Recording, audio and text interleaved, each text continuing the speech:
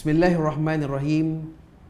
Alhamdulillahirabbil alamin. Allahumma salli ala Muhammad wa ala ali Muhammad. Assalamualaikum warahmatullahi wabarakatuh.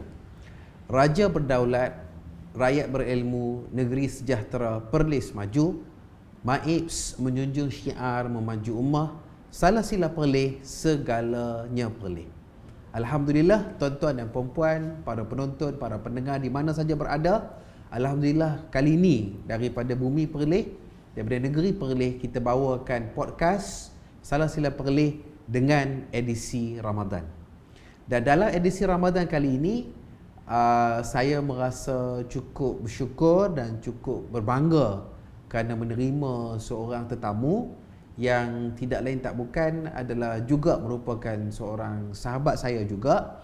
Beliau adalah Sahibul Fadilah Profesor Madya Dr. Muhammad Akram bin Datuk Dahman Elias Dahlan. Assalamualaikum, apa khabar doktor? Waalaikumsalam, alhamdulillah sihat. Lagu mana Ramadan ni Tekak La ni? Tekak La ni alhamdulillah berjalan seperti biasa. Ya. Cuma panaslah sikit. Ya.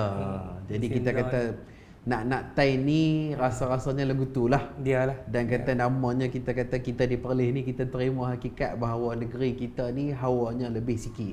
Betul. Kita kata Tekak La ni anak-anak pun puasa lah. Alhamdulillah. Macam Alhamdulillah yang dulu. kita kata cuma kan. kecil-kecil duduk lagi lah. Ya. Bila anak-anak Sahibul Fadilah ni dia tak dapat tidur. Kalau kita tak puasa ni susah lah kan. Kena ajak daripada awal sikit lah. Ya. Jadi dengan bersyukur saya mohon memperkenalkan sikit berkenaan dengan tetamu kita pada hari ini. Beliau adalah merupakan anak jantin negeri Perlis, atau lebih tepat lagi anak kampung Kesik Mataya. Betul. Dan ayahanda beliau merupakan Allahyarham Datuk Kaya Bakti Datuk Dahlan Elias Dahman bin Muhammad Zain, seorang tokoh pendidikan Islam yang juga merupakan ahli Majlis Mesyuarat MAIPS dan juga ahli Jawatankuasa Fatwa Negeri Perlis kan. Jadi beliau mendapat pendidikan tertiary ataupun di peringkat pengajian tinggi, mula-mulanya di Ketua Universiti Yarmouk di negara Jordan, kemudian sambung lagi ke peringkat masters dan juga PhD masing-masing di Akademi Pengajian Islam di Angkatan Universiti Malaya, sehinggalah beliau menyelesaikan pendidikan di peringkat Doktor Falsafah dan akhirnya bertugas di Pusat Pengajian Bahasa, Tamadun dan Falsafah di Ketua Universiti Utara Malaysia. Dan beliau di peringkat negeri Perlis, beliau menyumbang bakti, pernah menyumbang bakti sebagai ahli Jawatankuasa Kewangan MAIPS. Dan buat masa sekarang ini beliau adalah diampun kurniakan untuk menjadi ahli Majlis Mesyuarat MAIPS serta menjadi wakil kepada ahli Majlis Mesyuarat MAIPS di dalam Jawatankuasa Fatwa Negeri Perlis. Jadi tuan-tuan dan puan-puan, beliau juga menghasilkan beberapa karya dan kita bertuah untuk mendapat kesempatan bersama-sama dengan beliau pada kita malam ni, kerana kita akan membicarakan satu persoalan yang penting, iaitu namanya keunikan fiqh Ramadan di negeri Perlis. Tanpa melengahkan masa, saya mohon untuk kita semua memusatkan perhatian kita kepada video yang akan ditayangkan. Ini first time tau aku solat tarawih dekat Perlis. Aku pelik weh. Okay, first solat isyak tu tak apalah. Solat isyak lepas solat isyak tu terus macam duduk zikir-zikir, tak ada baca doa. Lepas tu tarawih 4 rakaat, dia stop tu. Biasanya orang baca doa tau, dia tak ada baca doa. Terus dia bagi tazkirah, sambung balik tarawih 4 rakaat tu. Lepas tu tak ada baca doa. Dan witir pun tak ada baca doa juga. Aku pelik, zikir-zikir solat tarawih tu pun tak ada. Selama aku pergi tarawih ni, tak ada pun experience macam ni. The first experience and new experience untuk aku tak. Jadi Sahibul Fadilah, kita dan juga para penonton dan para pendengar telah menonton video ini. Video ini mungkin pernah viral beberapa masa dahulu.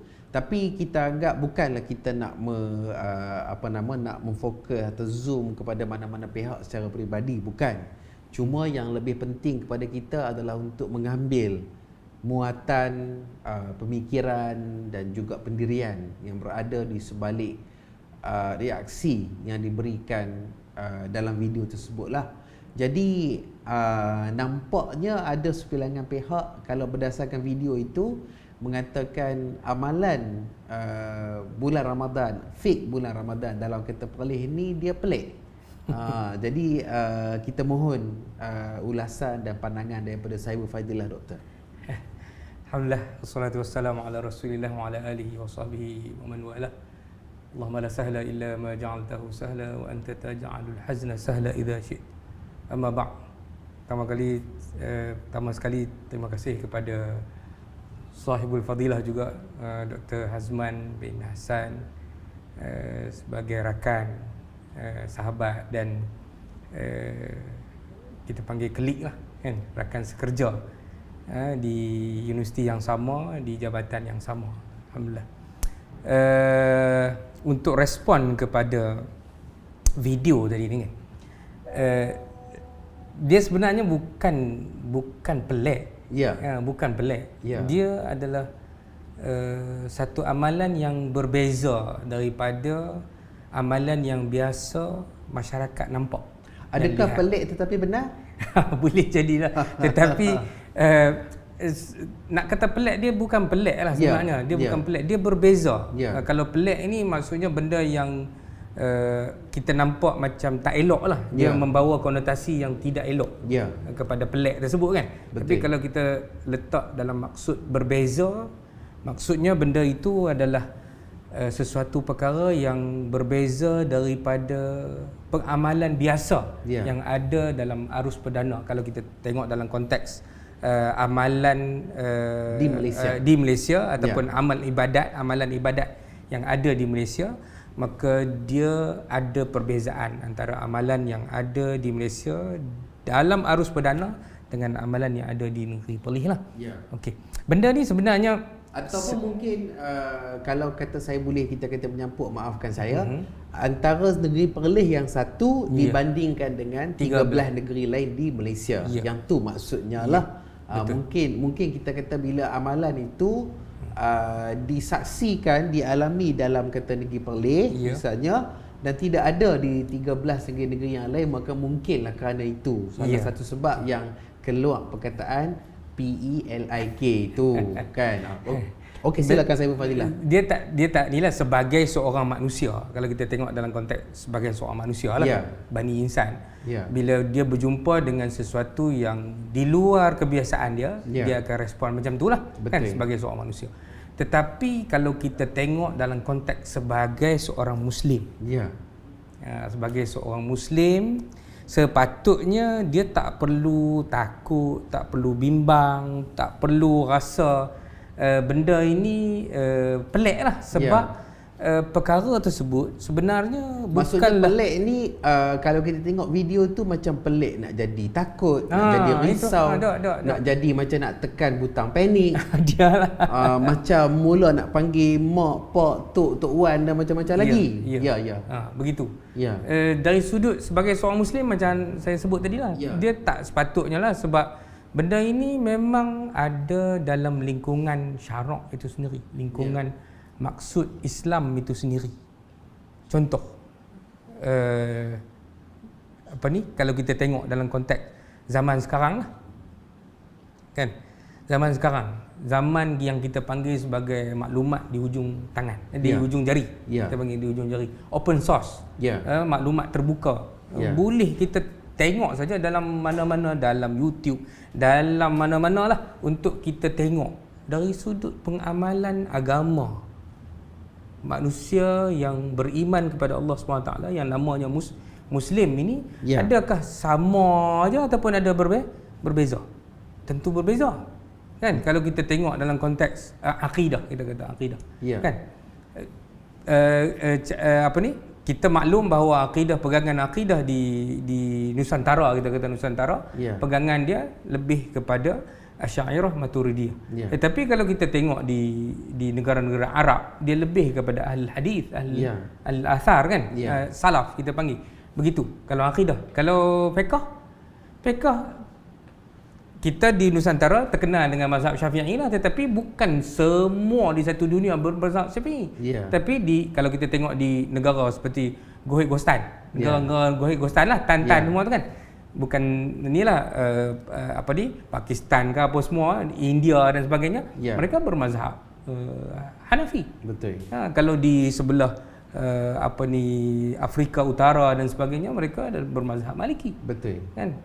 Dan di Saudi sendiri ada mazhab Hanbali. Betul. Jadi maksudnya perbezaan ini bukan, ataupun benda yang di luar kebiasaan kita itu bukan benda yang pelik lah dalam kehidupan kita sebagai seorang Muslim, khususnya berkaitan dengan pengamalan agama, amal ibadat dan sebagainya. Itu tak pelik benda tu. Mungkin silap-silap kita kata kalau dianggap perlih ni berbeza ataupun pelik ni, sebenarnya mungkin sebahagian daripada amalan yang begitu luas diamalkan dalam dunia Islam ini pun dipelikkan jugalah. Ya, betul.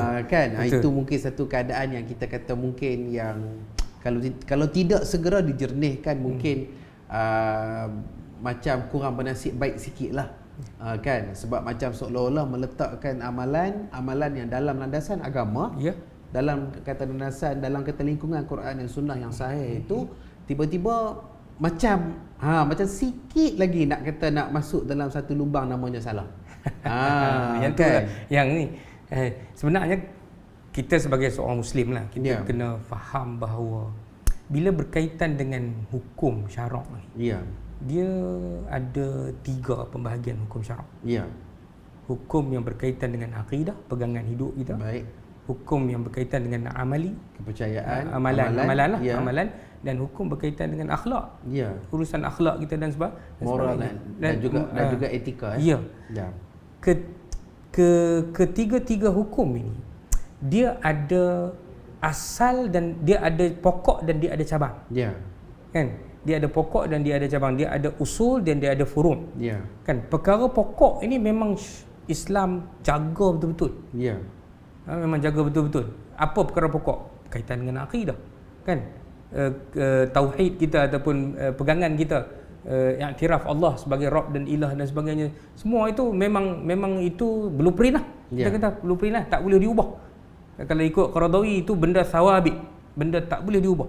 Tetapi bila membabitkan persoalan-persoalan hukum amali, kan, benda itu ada kelewesan, keluasan dalam diberikan oleh syarak itu sendirilah. Ada flexibility, ada murunah, dinamik dia. Ataupun disebut ada kata kelenturannya lah. Ya, kelenturan dia. Kan? Boleh dilentoknya, kita kata begitu, asalkan dalam landasannya. Mengikut perbezaan zaman dan tempat.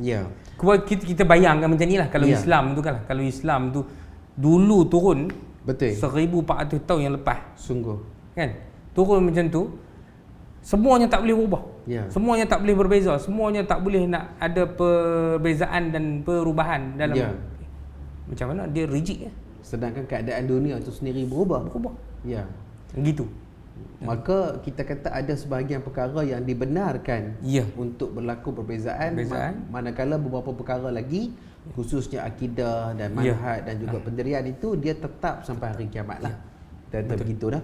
Jadi saya nak balik kepada amalan kita di Perlis, dan saya cuba nak mengajak tuan-tuan dan puan-puan, para penonton dan para pendengar sekalian, untuk kita pergi ke Google. Kalau kita boleh pergi ke Google ini, dan saya nak type, kita kata dah ada di sini, misalnya solat tarawih di Balairung Sri Istana Arau. Maksudnya akan ada beberapa visual, beberapa video yang kita menunjukkan adanya solat tarawih telah dilaksanakan di Istana Arau, atau lebih tepat lagi di Balairung Sri. Di Balairung Sri kita kata telah dilaksanakan, dan ini satu video yang diambil pada tahun 2019 dan nampaknya amalan dia samalah seperti hari ini.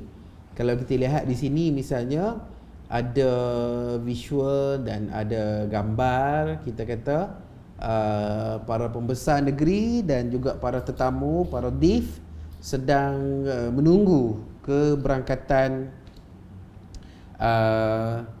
Duli Yang Maha Mulia.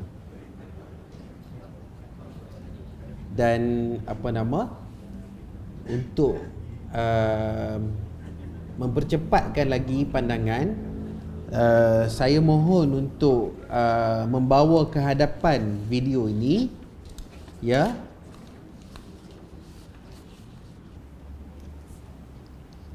Okey, di sinilah kita akan melihat solat Isyak dimulakan.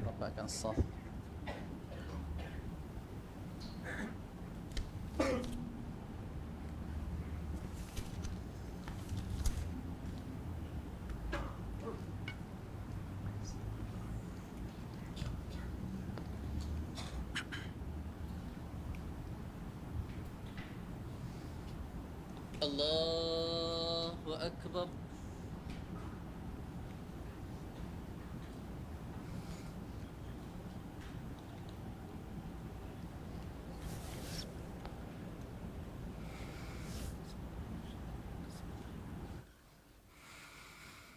الحمد لله رب العالمين الرحمن الرحيم مالك يوم الدين إياك نعبد وإياك نستعين اهدنا الصراط المستقيم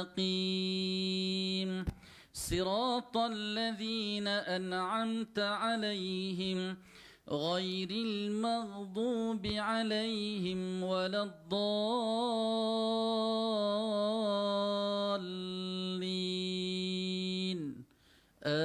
آمين.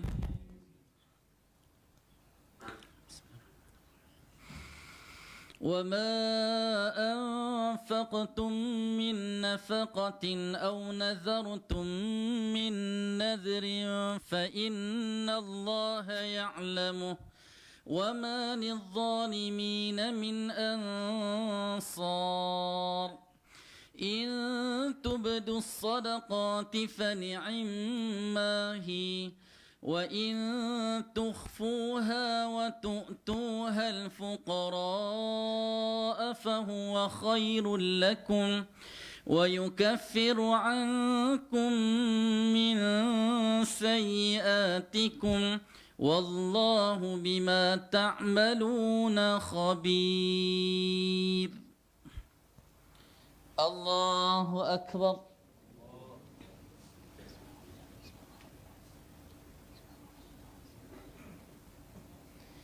سمع الله لمن حمده.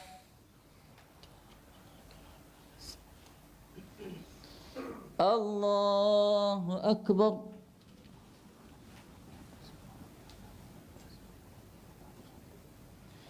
الله أكبر.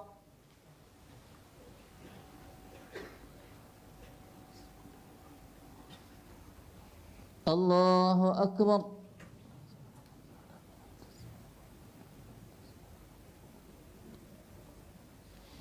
الله أكبر.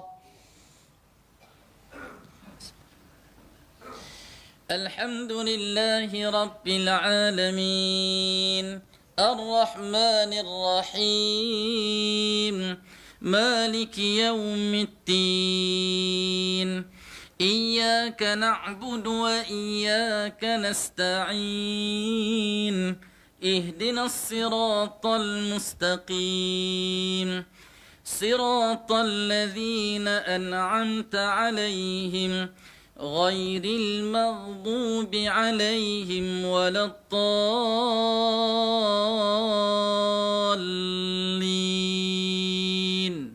آمين.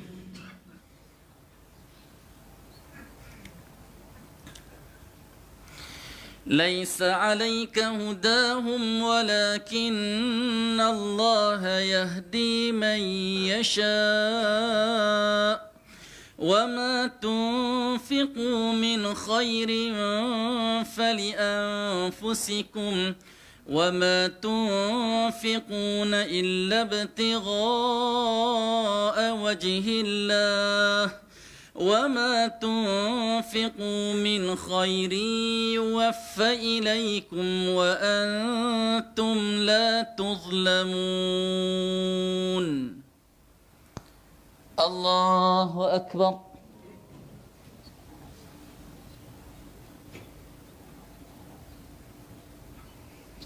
سمع الله لمن حمده.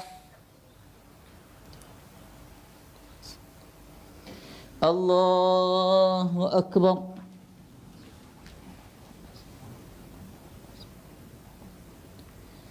الله أكبر.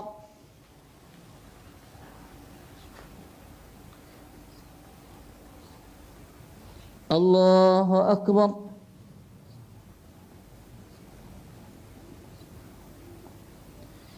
الله أكبر.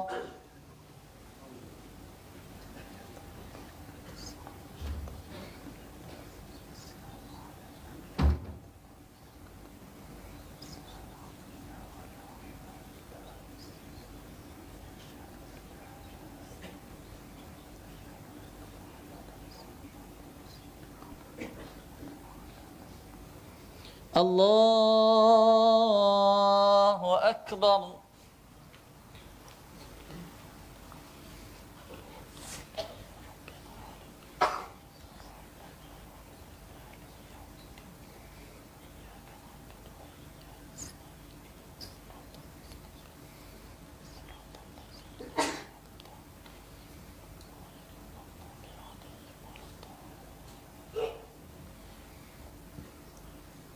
الله أكبر.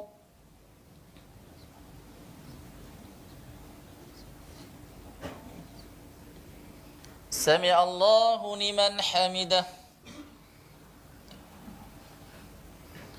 الله أكبر.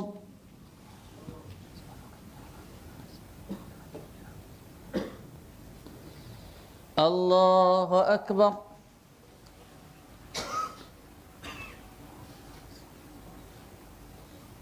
الله أكبر.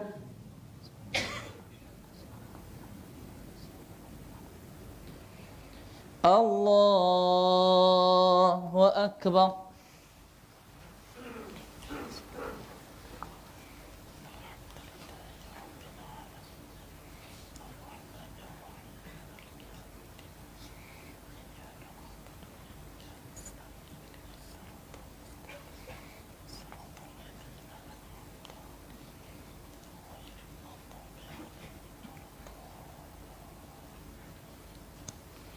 الله أكبر.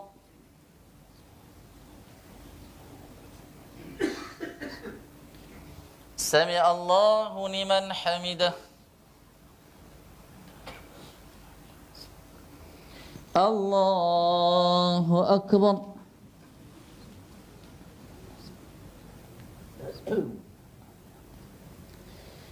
الله أكبر.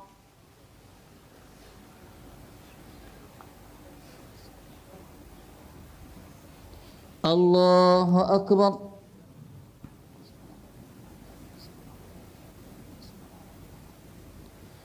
الله أكبر.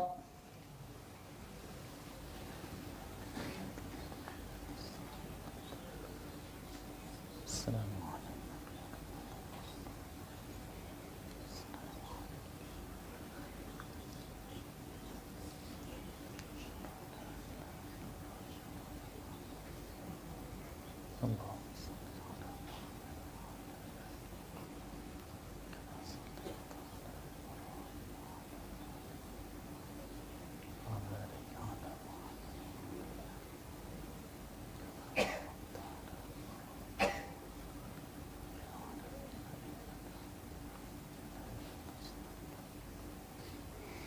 السلام عليكم ورحمة الله.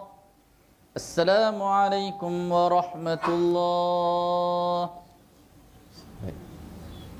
Tuan-tuan dan puan-puan, visual kita ni atau video kita ni telah menunjukkan bagaimana solat Isya dilaksanakan di Balai Rung Sri Istana Arau sempena majlis iftar diraja, iaitu sempena majlis berbuka puasa peringkat Istana Arau, ya. Jadi solat tadi telah diimamkan oleh Imam Besar Negeri Perlis disertai oleh Duli Yang Maha Mulia Tunku Syed Sirajuddin Jamalul Lail dan juga Tunku Syed Faizuddin Putra Raja Muda Perlis dan juga Yang Amat Mulia Syed Sirajuddin Arif, pembesar-pembesar negeri, menteri besar pada masa itu pun ada, kita kata begitu. Dan sekarang saya memohon untuk kita dapat langkau sikit, iaitu terus pergi kepada permulaan tarawih, ya, permulaan solat tarawih.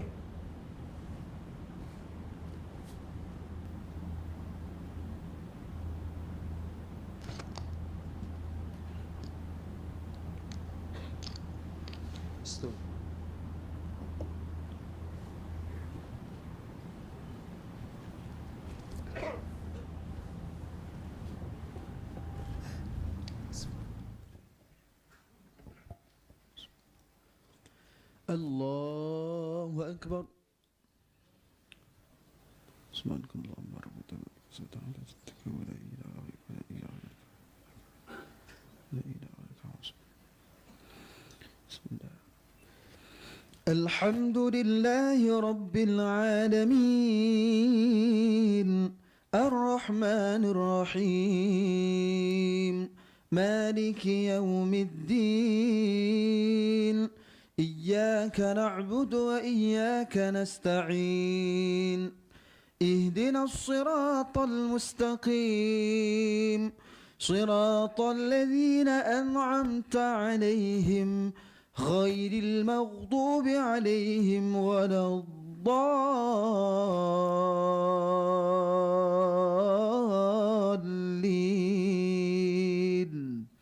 آمين.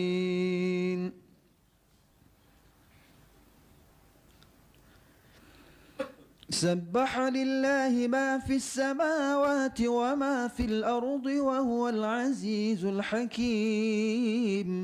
يا أيها الذين آمنوا لم تقولون ما لا تفعلون كبر مقتا عند الله أن تقولوا ما لا تفعلون إن الله يحب الذين يقاتلون في سبيله صفا كأنه بنيان مرصوص. وإذ قال موسى لقومه يا قوم لم تؤذونني وقد تعلمون أني رسول الله إليكم فلما زاغوا أزاغ الله قلوبهم والله لا يهدي القوم الفاسقين. الله أكبر.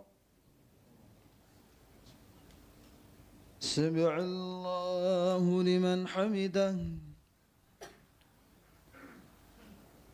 الله أكبر.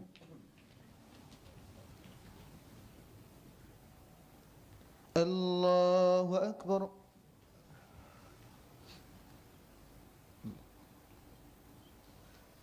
الله أكبر.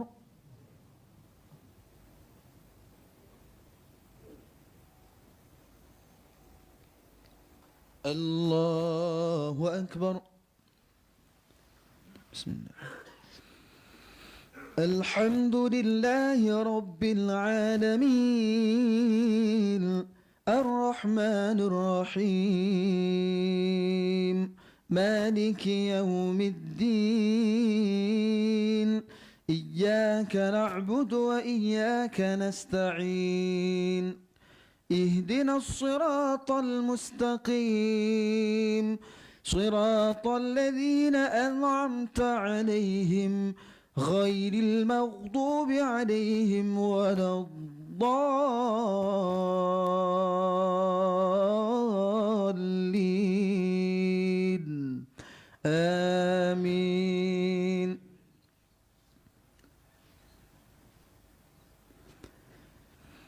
وإذ قال عيسى ابن مريم يا بني إسرائيل إني رسول الله إليكم مصدقا لما بين يدي من التوراة ومبشرا برسول يأتي من بعد اسمه أحمد فلما جاءه بالبينات قالوا هذا سحر مبين ومن أظلم ممن افترى على الله الكذب وهو يدعى إلى الإسلام والله لا يهدي القوم الظالمين.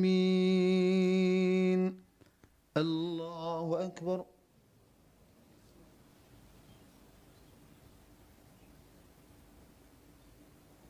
سمع الله لمن حمده.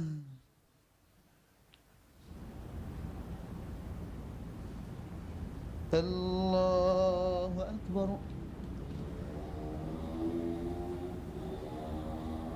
الله أكبر.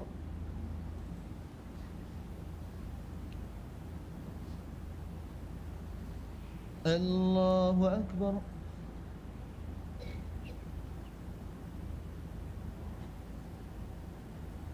الله أكبر.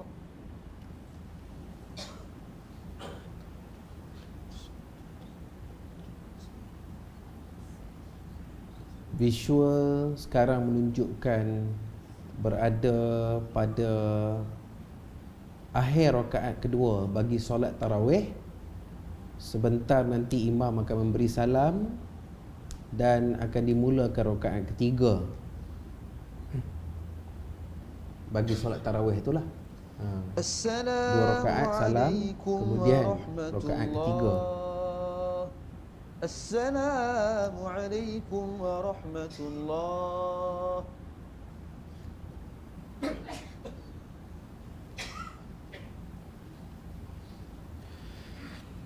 Allahu Akbar.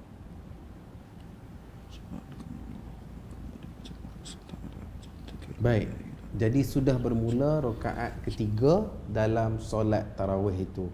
Jadi tuan-tuan dan puan-puan, sekarang sampailah masanya kita memohon ulasan daripada tetamu kita berkenaan dengan apa yang telah kita saksikan. Dipersilakan, Sahibu Fadilah. Alhamdulillah, kalau kita tengok daripada klip video tadi tu, kita nampak bahawa ada fik yang ada amalan yang berbeza sedikitlah daripada kebiasaan dalam khususnya dalam konteks klip video tadi, qiyam Ramadan, solat tarawih lah. Solat tarawih. Tapi dilaksanakan di Istana Arau. Ya, di Balai Rumsri. Kalau kita lihat balik ada ada macam, kalau kita boleh melihat di kita kejauhan, di kita orang kata belakang tu ada singgahsana kerajaan, dan ada payung-payung kuning dan juga sebagainya, tempat istiadat dikata jalankan untuk keputeraan dan pelbagai majlis diraja telah ditukar menjadi tempat solat. Sempena majlis iftar diraja tersebut, maka telah diselenggarakan solat. Kita menonton solat Isyak diikuti dengan solat tarawih rakaat pertama, kedua, kemudian imam bangun untuk rakaat ketiga. Saya persilakan sambungan. Itu antara benda yang nampak jelas lah. Apa perbezaan yang ada apabila kita bercakap tentang amalan yang ada di dalam bulan Ramadan. Sebab slot kita bercakap tentang fiqh Ramadan, keunikan fiqh Ramadan di negeri Perlis lah kan. Bila kita bercakap tentang fiqh ini dia maksud dia, fiqh ini ialah satu ilmu berkenaan dengan hukum syarak, dan hukum syarak itu kita ambil daripada dalil-dalil yang terperinci di dalam teks, sama ada Al-Quran maupun As-Sunnah. Fiqh begitulah sifatnya. kan. Dan bercakap tentang Ramadan, dia ada pengkhususan sedikitlah berkenaan dengan amalan Nabi yang telah ditunjukkan oleh Nabi.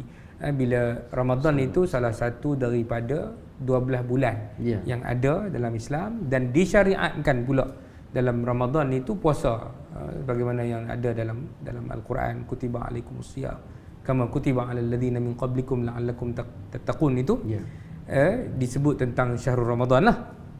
Jadi bila bercakap tentang kenapa bila bercakap tentang fiqh berkaitan dengan Ramadan, khususnya dalam konteks video tadi berkenaan dengan solat tarawih, berbeza sedikit dengan amalan yang ada di negeri-negeri yang lain lah, di tempat-tempat yang lain, khususnya di Malaysia, kerana pendekatan negeri Perlis itu dia ada beberapa dasar polisi peruntukan undang-undang yang berkaitan dengan amalan agama yang berada pada tahap yang kita panggil sebagai sumber kuasa lah, sumber kuasa. Sebarang polisi dan dasar berkaitan dengan agama Islam perlu kita tengok kepada beberapa beberapa sumber kuasa ataupun beberapa peruntukan undang-undang, beberapa section-section yang terkait, dan juga fatwa-fatwa yang ada lah. Kalau nak diringkaskan dalam isu inilah, semua kita bila bercakap tentang pengamalan agama di negeri, kan, dalam konteks kita di Malaysia, bila berkaitan dengan urusan agama, dia balik kepada negeri masing-masing. Kerana di dalam kita panggil perlembagaan persekutuan, ada senarai persekutuan dan senarai negeri. Dan dalam senarai negeri itu urusan agama ada dalam senarai negeri, kan. Okey, bila kita lihat dalam konteks negeri Perlis, yang pertama yang perlu kita tengok, yang mula-mula sekali kita kena tengok, ialah undang-undang tubuh negeri Perlis. Undang-undang tubuh negeri Perlis ada dalam perkara 5. Perkara 5 bahagian kedua berkenaan dengan agama negeri. Kan jelas dalam undang-undang tersebut mengatakan bahawa agama bagi negeri ialah agama Islam, Ahlussunnah wal Jamaah, seperti yang telah diamalkan di dalam negeri. Yang tu kalau kita tuan-tuan dan puan-puan, kita boleh melihat visual yang dipaparkan. Kita ada paparan daripada buku Perlembagaan Negeri Perlis ataupun Undang-Undang Tubuh Kerajaan Perlis, seperti mana yang disebut oleh Sahiba Fadilah tadi. Inilah yang tertera bahagian 2 agama kita negeri tentang perkara 5/1. Kalau tuan-tuan tengok, tuan-tuan dan puan-puan tengok di kita tengah, agama bagi negeri ialah agama Islam, Ahlussunnah wal Jamaah, seperti yang diamalkan dalam negeri. Jadi tidak ada pengkhususan bahawa mesti mengikut mazhab tertentu, katakan seperti mazhab Syafi'i. Maka jauh sekali tidak ada pengkhususan untuk mengikut amalan nenek moyang atau tradisi atau amalan pondok-pondok tertentu atau amalan golongan tertentu dan juga sebagainya. Itu semua tidak ditetapkan dalam Undang-Undang Negeri Perlis seperti mana yang telah dikanunkan dalam Undang-Undang Tubuh ini. Jadi maksudnya mungkin kalau kata saya mau kita kata membuat kita kata pengecaman atau pemerhatian tadi, bahawa dalam satu majlis yang begitu rasmi dilaksanakan di Balai Rung Seri, disertai oleh Duli Yang Maha Mulia Tuanku Raja Pemerintah sebagai dan waris-waris yang terkanan selepas baginda serta pembesar-pembesar utama negeri, maka Raja Pemerintah ini juga telah memperkenankan supaya kaifiat yang sama turut diikuti dalam negeri Perlis, khasnya di masjid-masjid dan surau-surau yang ada dalam kata negeri Perlis. Jadi ini bermakna kalau kita pergi kepada video wanita di awal tadi, ia bermakna bahawa sudah pasti tidak ada apa-apa perkara yang perlu dipelikkan, kerana bukan sahaja masjid tempat yang wanita solat tadi tu, tempat kata wanita tersebut solat saja melaksanakan sedemikian, malah solat yang di yang kata mana Tuanku Raja Perlis berangkat pun diselenggarakan seperti itu juga. Jadi maknanya asasnya lagilah tidak ada apa-apa perkara yang pelik seperti mana Saibul Fadilah telah terangkan ini. Dan kalau kita bercakap tentang fiqh, kan, dia tentulah sangat berkait rapat dengan fatwa. Kan?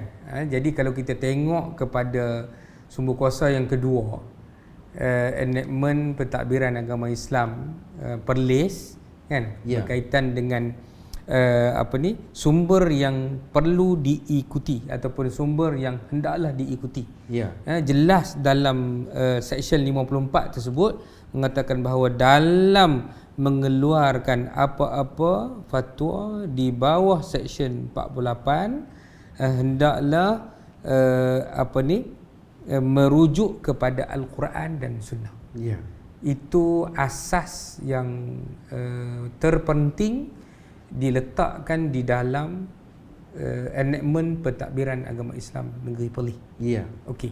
Kemudian bila ada dua perkara penting besar ini, Islam, Ahlussunnah wal Jamaah, dan juga merujuk kepada Al-Quran dan Sunnah. Jadi dia datang bagaimana pentakrifan sebenarnya dalam konteks fatwa lah, dalam konteks fiqh itu sendiri. Apa yang dimaksudkan dengan merujuk kepada Al-Quran dan Sunnah? Tidakkah ada sumber-sumber hukum yang terkait dengan perkara tersebut? Tidakkah, bagaimana pula status keterikatan dengan mazhab? Jadi akhirnya datang pada tahun 1988 kalau tak silap Dr. Azman, kan? Betul. Februari kata.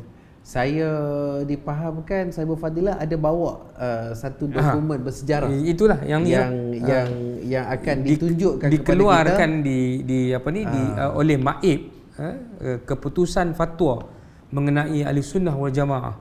Dua perkara penting lah ataupun tiga lah perkara penting yang dijelaskan dalam keputusan fatwa ini.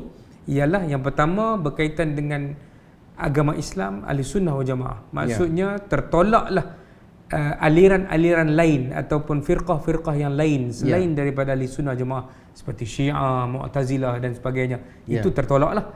Kedua ialah berkaitan dengan sumber hukum.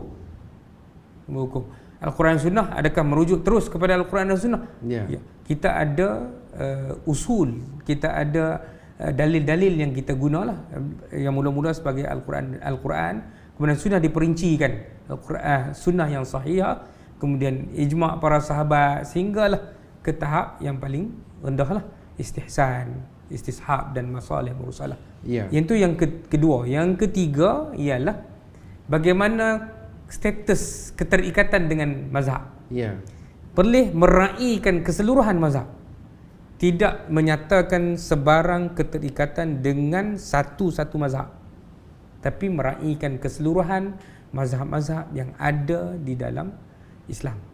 Hatta mazhab-mazhab yang telah pupus pun kita terima dalam konteks menerima pakai sesuatu pandangan itu untuk kita detailkan dalam pembikinan fatwa itu sendiri. Jadi sebagai respon kepada persoalan yang kedua ini ialah memang Perlis berbeza dari sudut pendekatan fiqhnya. Kita nampak dalam pengamalannya pun begitu, dan perbezaan tersebut bukan sembrono, bukan hanya ikut suka dan sebagainya, ataupun secara raw, secara mentah merujuk kepada Al-Quran dan Sunnah. Tidak.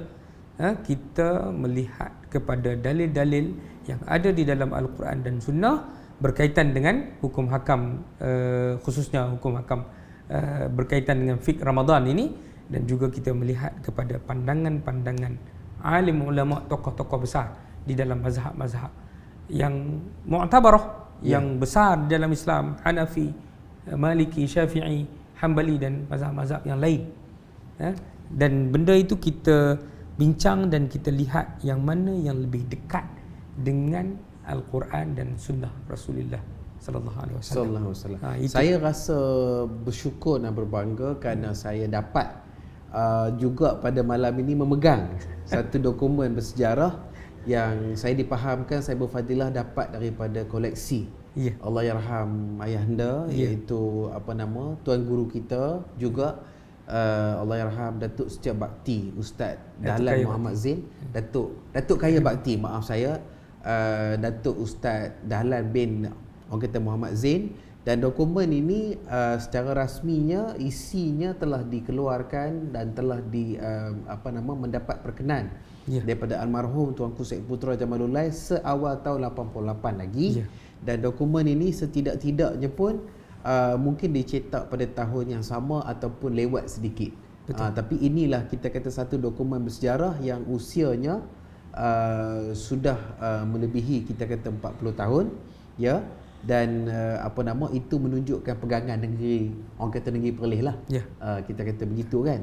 Okey, baik. Jadi saya nak pergi juga kepada satu lagi persoalan, misalnya sebagai persoalan kita kata sampingan lah kepada kita pada hari ini.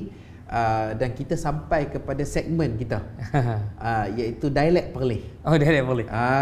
Dan kita kata pada masa ni juga walaupun kita membicarakan keunikan fiqh kata Ramadan, kita tidak lupa untuk memperkenalkan beberapa perkataan dan peristilahan yang dikaitkan oleh ataupun digunakan oleh rakyat negeri Perlis, orang Melayu Perlis tentang bulan Ramadan dan ibadah puasa dan sebagainya. Saya dipahamkan nanti insya-Allah saya berfadilah ni akan menerangkan satu istilah yang panjang sikit, tapi saya akan perkenalkan perkataan yang kata pertama yang kita rasa mungkin tak banyak beza juga daripada rakan-rakan kita di kata utara Semenanjung Tanah Melayu ni, iaitu perkataan sok. Sok ataupun ataupun ejaannya SOQ. Bukan sok. Ya. Dan sok ini adalah sebutan dialek Melayu Perlis untuk sahur. Jadi ketika ini kita akan persilakan tetamu dan juga kita kata host sendiri akan buat ayat. Akan buat ayat berkenaan dengan perkataan dialek Perlis yang kita pilih atau pelek Perlis yang kita pilih. Saya persilakan saya berfadilah dulu. Hak mana tu? Untuk buat ayat dengan sok. Sok dulu noh. Ya. Sok. Dalam dialek Perlis lah. Ya. Dialek Perlis. Cuba try test tengok. Okey. Ya. Pagi tadi tak dan mangkit sok. Tik bangkit. Jadi jadi letih lah hari ni. Tak larat. Tik larat. Tak larat lah tu. Itu dia. Maknanya kerana tidak makan sahur, maka puasa pun jadi kurang cergas. Kerana tidak ada bahan bakar yang ada kan. Okey, ayat daripada saya pula berkenaan dengan sok. Maksudnya mungkinlah seorang makcik, seorang kakak tu dia akan macam dia kata beleter sikitlah, macam dia beletak sikit, dia akan kata abang kau tu kalau kata bangkit sok, kok ni macam-macam lah kan. Lauk ikan, lauk sotong, lauk daging, macam-macam. Tapi dia makan semulut, betul sudahlah.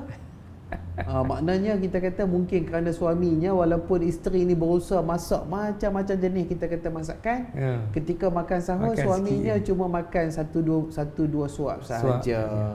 Ya, kerana mungkin kurang berselera ataupun mungkin begitulah bagi setengah-setengah orang. Tapi kalau saya insya-Allah selera tu adalah kita kata begitu. Saya dipahamkan ada satu lagi, bukan istilah tetapi macam suatu konotasi ataupun macam suatu gelaran atau panggilan dalam dialek Perlis yang kita akan perkenalkan pada hari ini. Apakah dia, saya berfadilah istilah tu? Puasa makin turun. Puasa makin turun. Tu. Puasa makin turun. Saya pun kira macam tak berapa familiar, tak berapa biasa jugalah dengan ayat ni. Betul. Jadi maknanya kita kata puasa makin turun ini adalah macam satu perlambangan.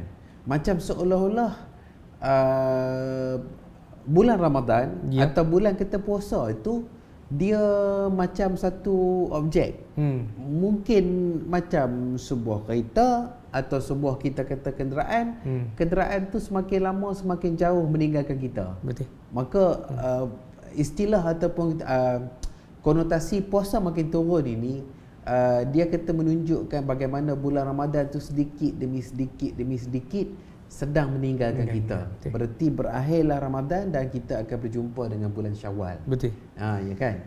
Mungkin ada ayat daripada Sahabat Fadilah. Tadi kan? duk fikir ayat apa nak pakai. Ya. Boleh kita tengok macam ni. Ya. Duk tak duk puasa makin turun bi dah. Hari ni dah masuk 21 hari dah ni. Maksudnya ada 9 hari lagi lah. Betul. Ataupun betul. 8 hari lagi. Betul. Yang berbaki. Betul. Seperti mana dalam episod kita kali ini, edisi bulan kata Ramadan, kita pun berada dalam lebih kurang minggu kedua dah.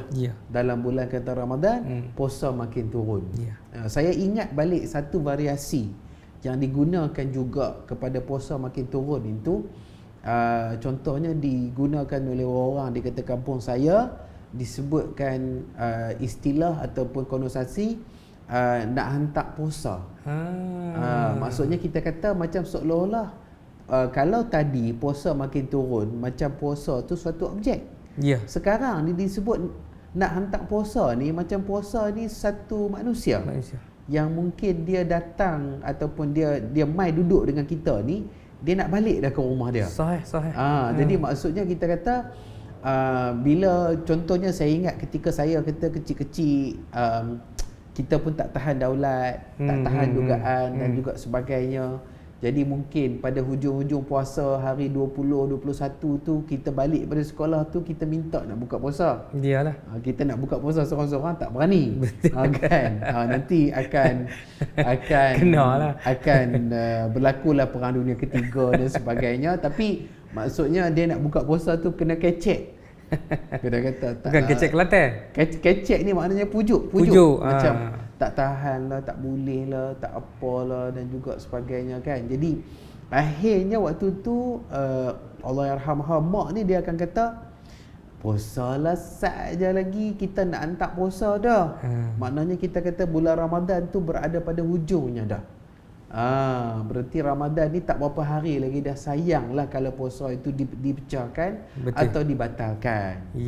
Jadi kita kata itulah tuan-tuan dan puan-puan berkenaan dengan dialek Perlis kita pada hari ini kan. Tuan-tuan dan puan-puan, para penonton dan para pendengar kita di mana saja berada, juga tidak dilupakan teristimewa kepada semua kaum muslimin yang khususnya sedang menghidupkan bulan Ramadan dengan pelbagai amalan dan juga ibadah. Bagi kita tahun ni alhamdulillah, selepas kita memperkatakan tentang dialek kata Perlis, kita sampai kepada satu persoalan khusus juga kepada kata negeri Perlis, dan kita mungkin akan lihat visual yang dipertunjukkan ini. Dalam visual ini, ini adalah apa yang dikatakan takwim ataupun lebih dan kurangnya adalah merupakan kalender yang dikeluarkan oleh kata Jabatan Mufti Perlis dan juga dikeluarkan juga dengan tajaan daripada Majlis Agama Islam dan Adat Istiadat Melayu Perlis. Dan kalaulah kita boleh meneliti dengan lebih mendalam, tuan-tuan dan perempuan, ada rasa-rasa lain macam tak? Tuan-tuan dan perempuan, kalau kita perhatikan visual ini, ditulis Ramadan, tetapi ada rasa lain macam tak? Contohnya, maka disebut di situ ada waktu maghrib, ada waktu isya, ada waktu subuh, terbit matahari, zuhur, asar. Jadi kita kata ada apa-apa perkara yang tertinggal ataupun tidak. Jadi mungkinlah kita kata yang dapat saya katakan yang ni mungkin kalau saya boleh angkat dan saya boleh tunjukkan, misalnya inilah kita kata takwim waktu solat yang dikeluarkan oleh Jabatan Mufti Perlis dengan juga tajaan daripada Maib, dan inilah antara visual yang kita masukkan dan kita tunjukkan dengan lebih dekat tadi kepada tuan-tuan dan perempuan. Maksud saya adalah kalau kita lihat di situ tu kolom ataupun satu ruang yang tidak ada, sekiranya kita bandingkan dengan negeri-negeri yang lain daripada Perlis, adalah satu ruang namanya imsak. Kan? Dan imsak itu dikatakan ia adalah 10 minit daripada masuknya waktu subuh. Akan tetapi bagi kata negeri Perlis, permulaan waktu berpuasa ialah serentak dengan masuknya waktu subuh, dan juga berakhirnya puasa pada hari itu adalah apabila masuknya waktu maghrib, iaitu bila tenggelamnya matahari di ufuk barat. Jadi kita kata ini salah satu perkara lagi. Jadi tuan-tuan dan perempuan, para pendengar, para kata penonton, bukanlah saja-saja perkara ini. Dan sekarang marilah kita mendengar ulasan daripada Sahibu Fadilah tetamu kita. Dipersilakan. Okey, insya-Allah. Terima kasih Dr. Azman. Menarik benda ini sebenarnya. Tadi baru cakap sok. Itulah tadi kita cakap pasal dialek Perlis berkaitan dengan sok. Memang selepas sok maka lepas sok maka kita mulalah puasa. Kita mula puasa lah. Itulah yang ada dalam perbincangan hukum syarak lah. Dan itulah yang ditunjukkan oleh Nabi Muhammad SAW pun. Bila mana Allah turunkan ayat Al-Quran dalam suratul Baqarah, kan, a'udzubillahi minasyaitonir rajim, wa kulu washrabu hatta yatabayyana lakumul khaytul abyad minal khaytil aswad minal fajr thumma atimmus siyam ila al-lail. Jadi ayat itu menjelaskan tentang makanlah, minumlah sampailah jelas malam dengan siang, kan, siang dengan malam. Di antara fajar itu kemudian sambunglah puasa sampailah ke malam. Okey. Jadi timbul di situlah, kerana dalam kalender ataupun dalam takwim di Perlis ni tak ada imsak. Walaupun dalam perbahasan fiqh, dalam mazhab Syafi'i memang ada disebut tentang imsak itulah. Tujuan dia sebagai tanda langkah berjaga-jaga, berhati-hati 10 minit itulah. Tapi mereka menggunakan lebih kurang macam hadis daripada Anas, yang meriwayatkan daripada Zaid bin Thabit itu. Bila hadis itu kata tasahharna ma'an Nabi SAW thumma qama ila salah qultu kam kana baina adhan was sahur. Qala qadra 50 ayat. Kan? Jadi ayat hadis itu sebenarnya menunjukkan bahawa dia bukan nak tunjuk bahawa adanya waktu imsak. Dia nak tunjuk bahawa Nabi itulah waktu sahur Nabi. Itulah waktu sahur Nabi. Dan ayat hadis itu tidak menasahkan ayat yang saya bacakan tadi. Sampai kepada fajar lah. Fajar itu bila terbit fajar lah, fajar sadiq itu, kan. Jadi itulah sebab kenapa dalam takwim negeri Perlis tak ada lah waktu imsak tu, kerana tidak ada dalam asas Al-Quran dan hadis yang menjelaskan secara direct, mengatakan bahawa perlu ada waktu antara sebagai berjaga-jaga.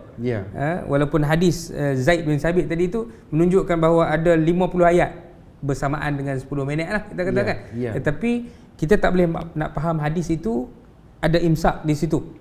Itu adalah waktu sahur Nabi lah. Macam kita katalah aku makan sok pukul tengah malam. Kata tengah malam, esok nak puasa. Adakah kita kata tengah malam tu lepas tu tak boleh makan lah? Tak boleh lah macam tu, kan. Sebab tanda makan dengan tak boleh makan itu ialah dengan masuknya fajar, waktu fajar sadiq itulah waktu subuh itu. bila azannya Abdullah bin Maktum. Ya. Kan? Azan Bilal tu sebelum, kemudian azan Abdullah bin Maktum itu Bila masuknya waktu subuh. subuh. Ya. Ya. Itulah dia punya asas kenapa dalam kalender negeri Perlis Ya. waktu imsak tidak dimasukkan Ya. sebagai salah satu waktu yang perlu umat Islam ambil maklum lah. Ya. Kerana dah ada waktu subuh lah menandakan sepadan ataupun penggan Ya. antara boleh makan dengan tak boleh makan. Ya. Itu Antara permulaan puasa dengan sebelum tu ya. belum berpuasa lagi. Ya. Jadi maknanya negeri Perlis ni berpegang bahawa kalau nak berjaga-jaga pun boleh. Boleh. Tapi bukan bermakna Tak boleh makan dah. 10 minit sebelum azan itu tak boleh makan. Ya.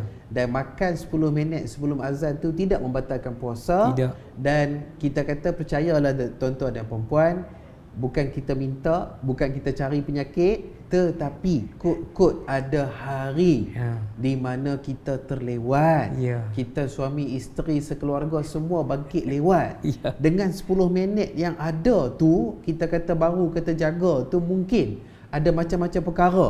Boleh. Khususnya macam kita nak makan ubat-ubat yang penting sebelum kita mula berpuasa dan sebagainya, maka di sinilah kepentingan dan juga kita kata keluasannya waktu mula berpuasa itu bermula pada masuknya waktu subuh dan bukan 10 minit sebelumnya. Ya. Kan? Tapi tidak salah berjaga-jaga asalkan ia tidak diwajibkan. Betul. Kita kata begitulah. Tuan-tuan dan puan-puan, kita nampaknya dalam episod ini ada banyak perkara-perkara yang telah kita telah kita huraikan dan ia merupakan satu perbahasan yang asalnya bersifat sosiologi, asalnya bersifat kita kata antropologi, tetapi akhirnya ada sentuhan ilmu fiqh, ada sentuhan kita kata syariah dan juga pegangan kepada undang-undang dan juga syariat dan juga Quran dan sunnah dan juga sebagainya. Jadi pada kata episod ini, kalau saya nak bawa semula apa yang telah kita lakukan pada peringkat awal, kita telah menyaksikan visual di mana seorang tiktokers, seorang wanita telah mengulas amalan di negeri Perlis yang beliau sifatkan sebagai pelik. Kemudian kita juga telah saksikan bagaimanakah perjalanan atau pelaksanaan solat Isyak diikuti dengan solat tarawih di Balai Rung Seri Istana Arau ketika iftar diraja dilaksanakan, di mana duli-duli tuanku raja, tuanku raja muda dan para pembesar negeri semua telah hadir ke iftar tersebut yang dirakam pada tahun 2019. Samalah juga amalan itu berterusan lagi daripada dulu sehinggalah kita kata hari ini kita juga bercakap tentang pelik Perlis iaitu sok dan juga puasa makin turun serta nak hantar puasa, dan juga tadi kita telah memberikan suatu ulasan berkenaan dengan pasal apa negeri Perlis ni tak ada imsak pada kalender dia. Sekarang ni saya mohonkan untuk Saibul Fadilah dapat memberikan sedikit sebanyak kita kata rumusan kepada perkara-perkara dan persoalan-persoalan yang telah kita bincangkan sebentar tadi. Okay. Sebenarnya banyak lagi. Kalau kita nak detailkan apakah keunikan amalan ataupun amalan ibadat yang berkaitan dengan bulan Ramadan di negeri Perlis ni, sungguh banyak. Banyak. Dan secara asasnya sudah pasti semua amalan-amalan tersebut dia berbeza sedikitlah dengan negeri-negeri lain lah. Kan? Ada 2-3 benda yang berbeza yang mungkin kita tak sempat nak mention di sinilah, nak bicara di sini. Tetapi perkara yang penting saya nak sebut di sini ialah bukan pendekatan-pendekatan ataupun pendekatan-pendekatan fiqh yang berkaitan dengan Ramadan ini bukan semata-mata dibuat begitu sahaja tanpa ada asas yang kuat daripada dalil-dalil teks Al-Quranul Karim dan sunnah Rasulullah SAW yang sahih. Jadi bukan syok-syok sebab saja-saja nak berbeza. Bukan itu. Bukan itu. Dia ditegakkan, diambil pendekatan tersebut, dia ada asas dia. Asas dia ialah itulah yang termaktub di dalam peraturan-peraturan, di dalam undang-undang dan di dalam kaedah-kaedah yang ada berkaitan dengan bagaimana pegangan dan panduan hukum yang ada di negeri Perlis, yang sudah semestinya berbeza daripada negeri-negeri lain lah. Perbezaan itu bukan tujuan nak tunjuk kita hebat daripada lain. Itu adalah hakikat ilmu fiqh itu sendiri. Syariat Islam itu sendiri begitulah hakikat dia. Begitulah tabiatnya. Ada benda yang kita panggil sebagai thawabit, benda yang tak boleh berubah. Kan? Muktamad. Begitulah. Kerana itu membabitkan blueprint. Kita panggil blueprint wajah Islam itu sendiri. Agama Islam itu sendiri. Tak boleh berubah. Tetapi ada benda-benda yang kita panggil sebagai mutaghayyirat, ini benda-benda yang boleh berubah, berbeza dan sebagainya, dan dia bukan sembrono dan hanya sonok-sonok nak buat begitu, tak. Dia ada asas-asas yang memang ulama pun berbeza pandangan.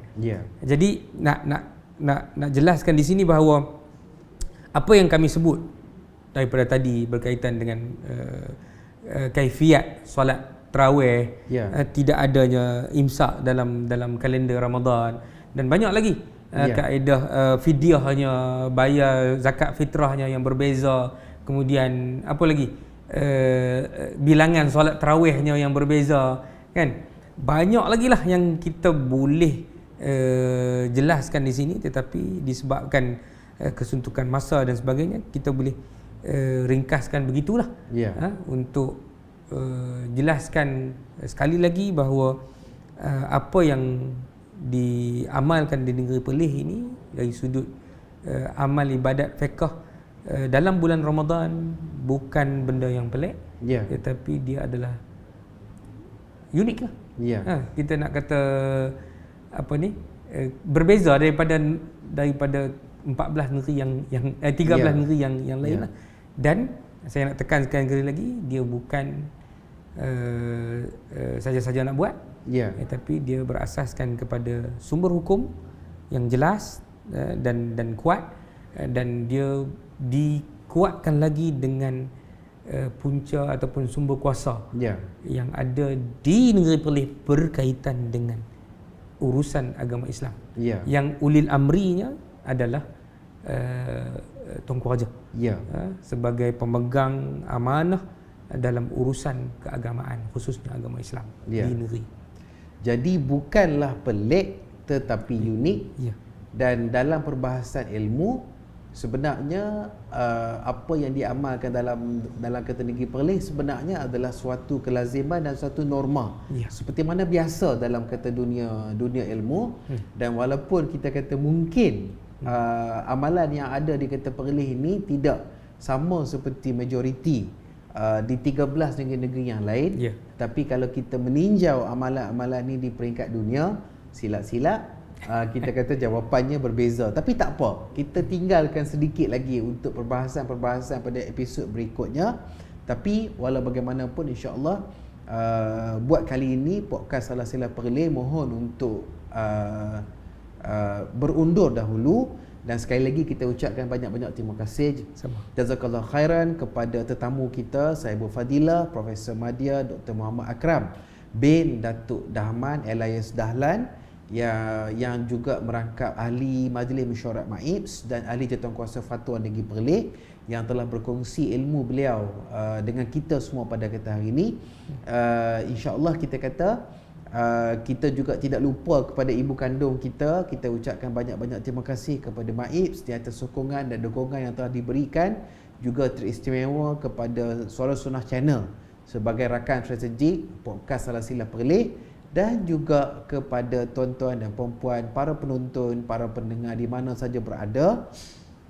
kita insya-Allah kita akan bertemu lagi pada episod edisi Ramadan yang berikutnya dengan satu tajuk iaitu berkenaan dengan zakat fitrah di negeri Perlis, insya-Allah dengan tetamu yang akan muncul pada episod berikut. Jadi dengan mengucapkan dan juga kita mendoakan supaya Ramadan tuan-tuan dan puan-puan menjadi suatu sumber diterimanya amalan dan diampunkan dosa dan mendekatkan diri dapat mendekatkan diri dengannya kepada Allah Subhanahu Wa Taala. Maka salah sila Perlis mohon berundur dahulu dan dengan ucapan Assalamualaikum warahmatullahi wabarakatuh.